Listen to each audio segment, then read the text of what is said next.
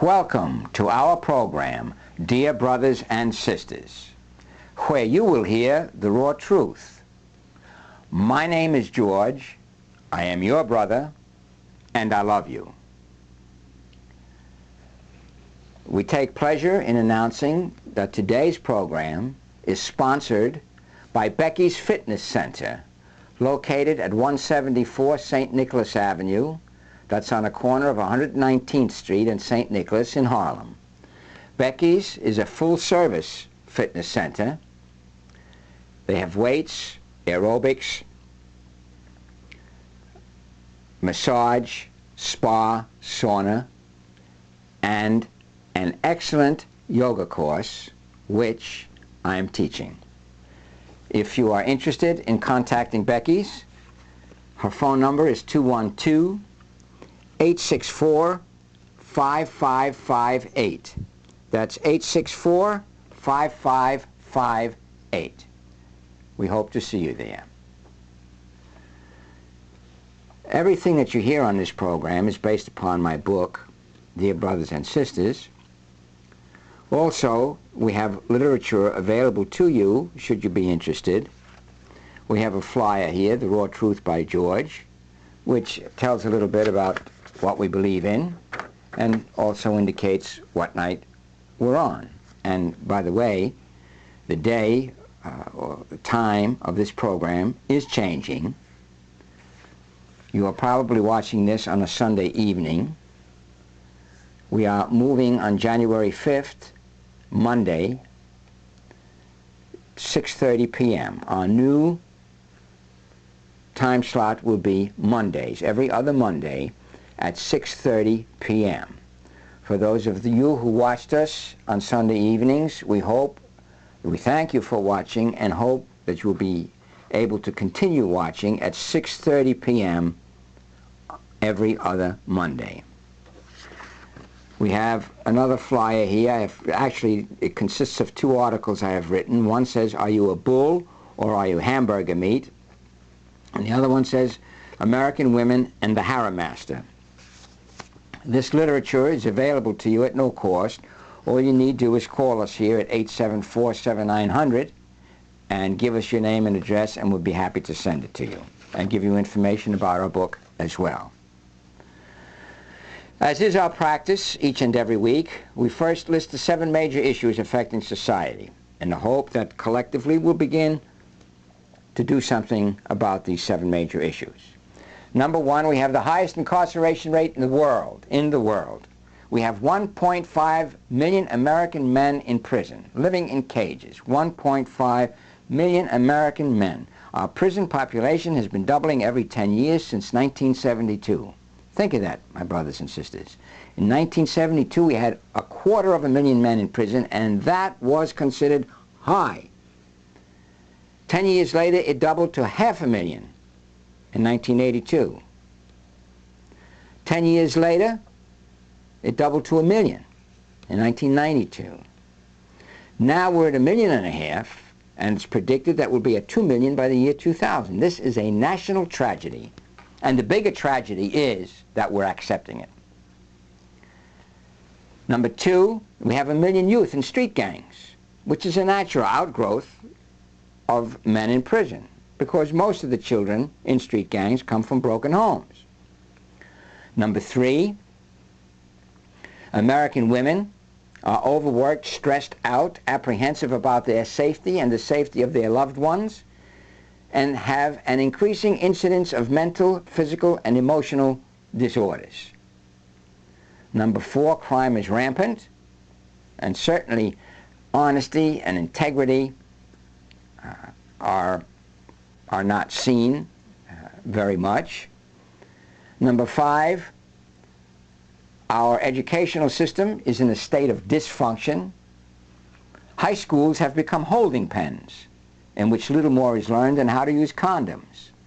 Colleges and universities and even trade schools give increasingly higher grade point averages to students with lower and lower SATs. We are not far from the point where everyone will have an A and no one will know anything. Literally so. Number 6, the economy is stagnant at best. Or at least I have been saying it's stagnant at best. Of course, there are those who say, well, look at the stock market, unemployment figures are up, and that is true. I cannot take an issue with that, and I think the economy is up because we've finally woken up to the global market and we're exporting so much more. But ultimately, the economy and jobs are dependent upon new, N-E-W, new. New is what creates jobs, not the United States government, not banks, not universities, not education. New. And new comes from only one place. It comes from the creative will of the masculine gender. It does not come from any other place. Number 7, morality and ethics have disappeared from the media, and they have just about disappeared everywhere else in this nation. Those are the 7 major issues affecting us, my brothers and sisters. Now for today's subject, and it relates to the 7 major issues, of course. What is an elder?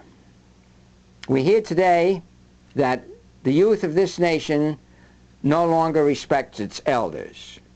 I feel that's true. I feel this nation no longer respects its elders. And one reason is they don't even know what an elder or who an elder is and what they have done. What is an elder? Is it an older person that doesn't know how to plug in electronic equipment? That doesn't know how to use the internet? That doesn't have a modem, or perhaps not even a computer? Is that an elder? Or is an elder a 70-year-old who is really a 20-year-old that's been around for 50 years? No, an elder is a healthy, well-functioning person who has had experience in life and can pass that experience on to young people. Elders, your elders, my elders, are responsible for the automobile, for the electric light, for the airplane, for radar, sonar, the computer chip, and things like that. That came from our elders. Those things didn't grow like leaves on a tree.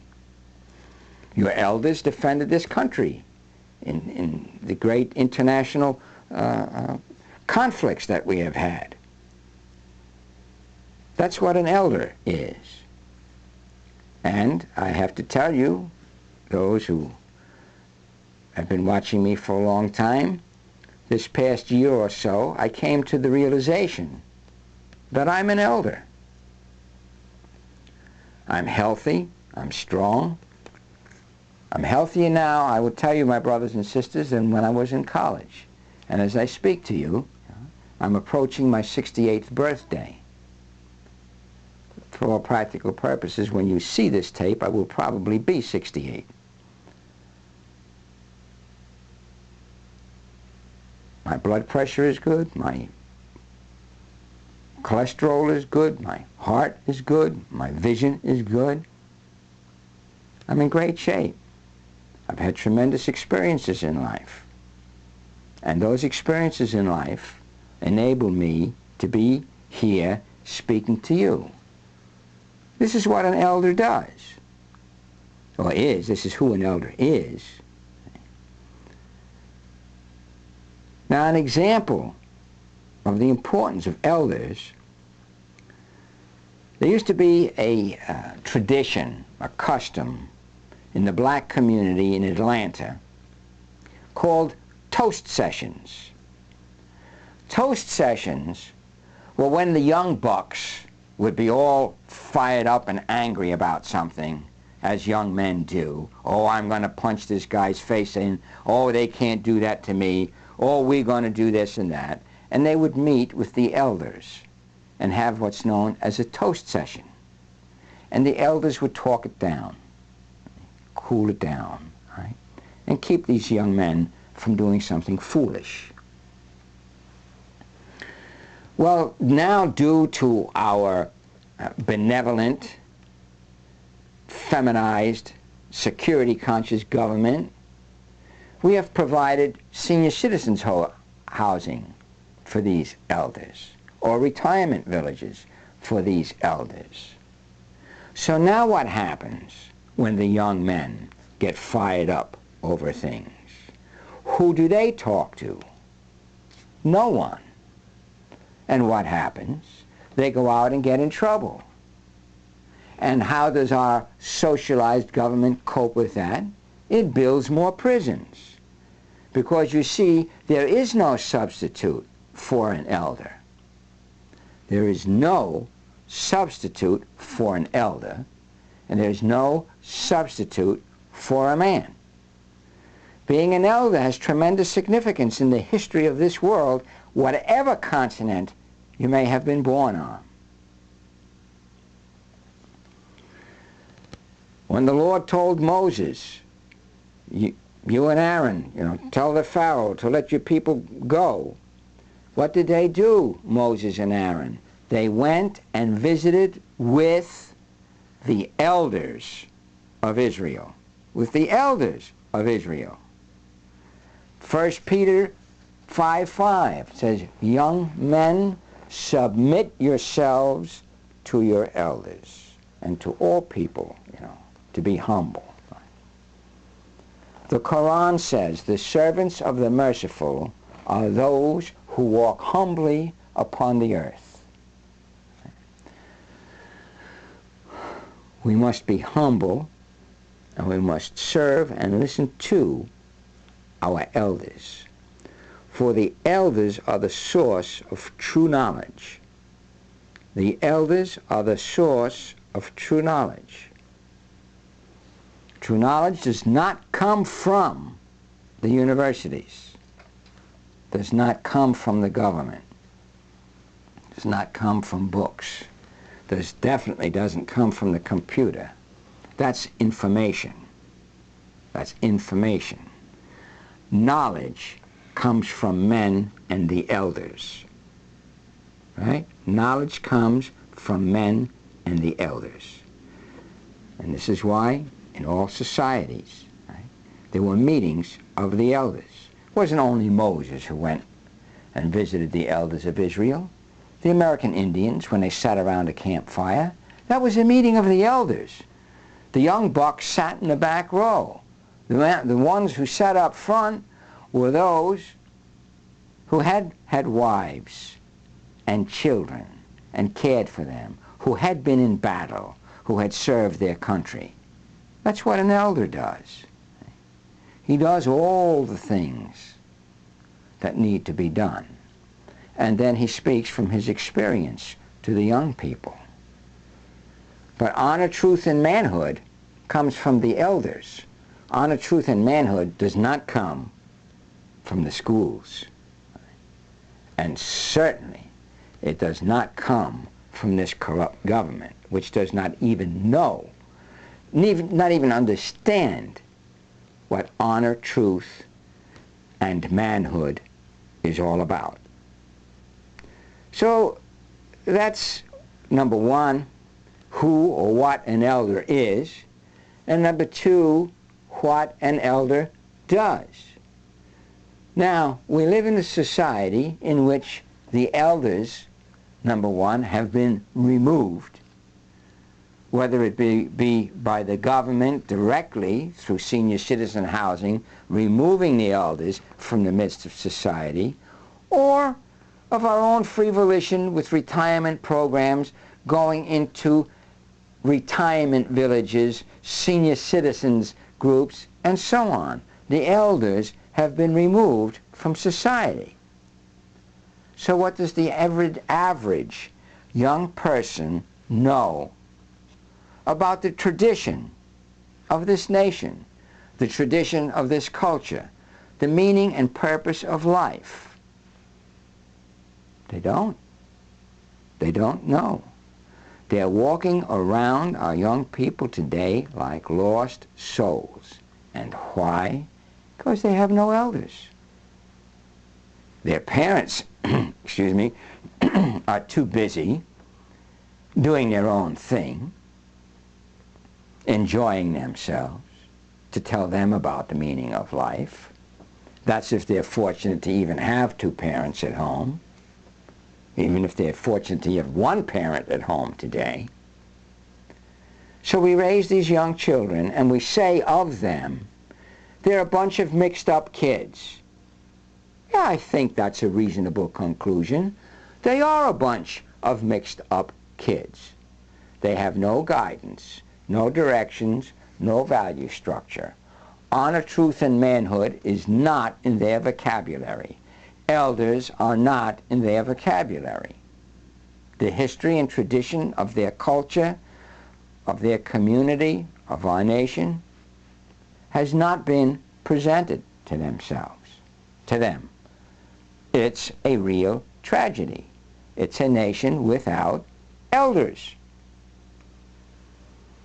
The American Indians had meetings of the elders, which I mentioned before. But this is where the decisions were made, with the elders.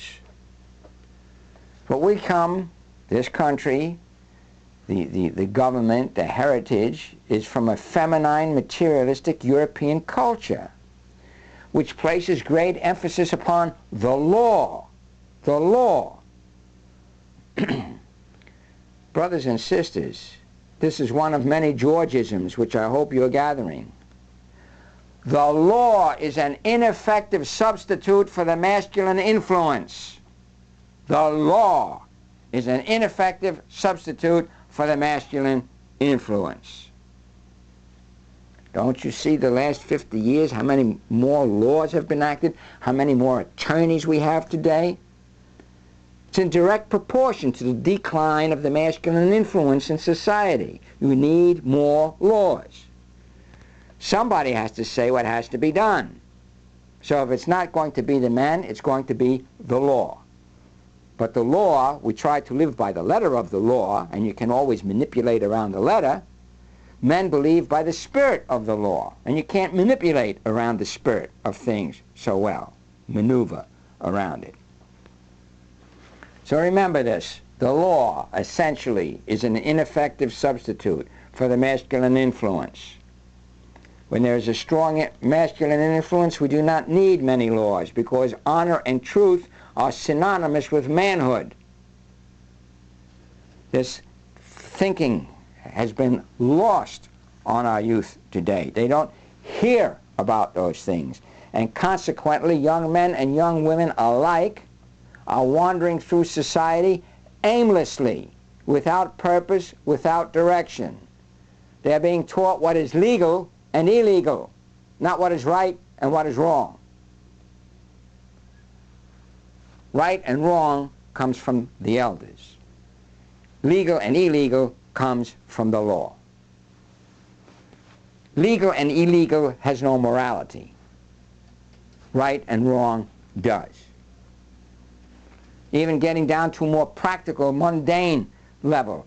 While young women today, our teenagers and young women, have no concept as to why they were born women, have no concept as to what to do in life, have no idea as to what to look for in a man.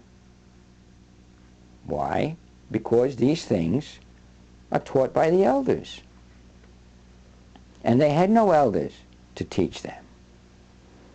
Young men have no idea of their purpose in life. And training them as women, telling them to go to school, learn something, and get a job is not the natural volition of men. It's not the natural way for men. Men are not inclined to go and get a job. Right? Men are inclined to provide the means and the environment for women to nurture the race. Men are inclined to provide the means and the environment for women to nurture the race. But now that they have been disenfranchised, now that they have been emasculated, who provides the means and the environment for women to nurture the race? The government? Well, while the government is the substitute masculine figure in society, it certainly is not providing environment for women to nurture the race. So now the government is starting to become the nurturer as well. And men and women are becoming donkeys upon the treadmill of production while the government runs our lives. And this is only possible because we have a nation that does not respect its elders.